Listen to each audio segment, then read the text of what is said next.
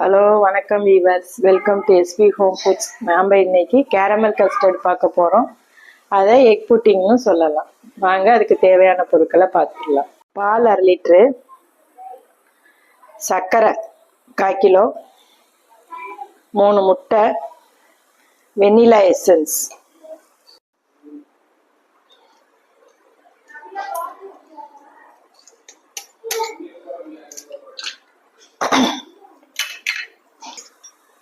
மூணு முட்டையை உடச்சி ஊற்றிக்கணும்.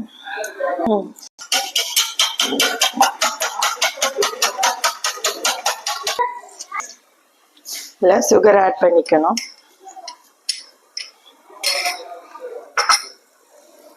காய்ச்சி ஆற வச்ச பால் 1/2 லிட்டர் பாலை கொஞ்சமாக ஓரளவு 10 நிமிஷம் சுண்ட காய்ச்சிக்கணும்.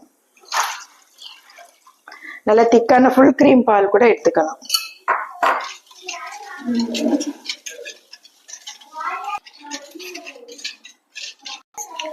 வெனிலா எசன்ஸ் 4 சொட்டு ஊற்றிக்கணும்.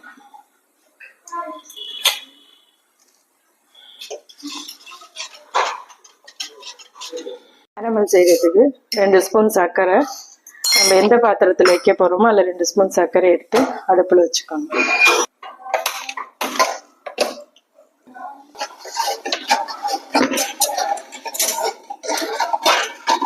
கேரமல் செய்ய போகிற பாத்திரத்தில் 2-3 ஸ்பூன் சர்க்கரை போட்டு சும்மா இப்படி கிண்டிகிட்டு இருந்தால் கேரமல் கோட்டிங் ரெடி ஆயிரும்.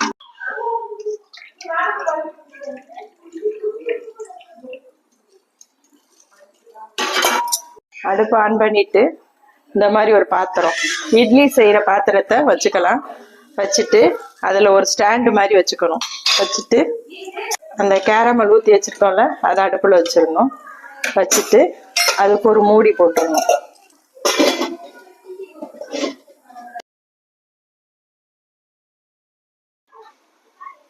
புட்டிங் வெந்துருச்சு, ஒட்டலை, அப்படியே நம்ம எடுத்து இதை ஆற வச்சிடணும்.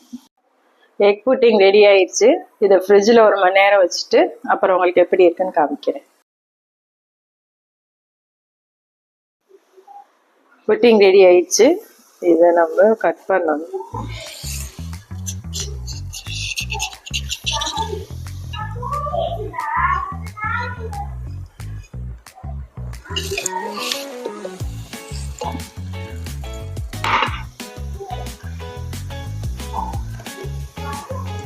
கேரமல் புட்டிங் ரெடி ஆயிடுச்சு.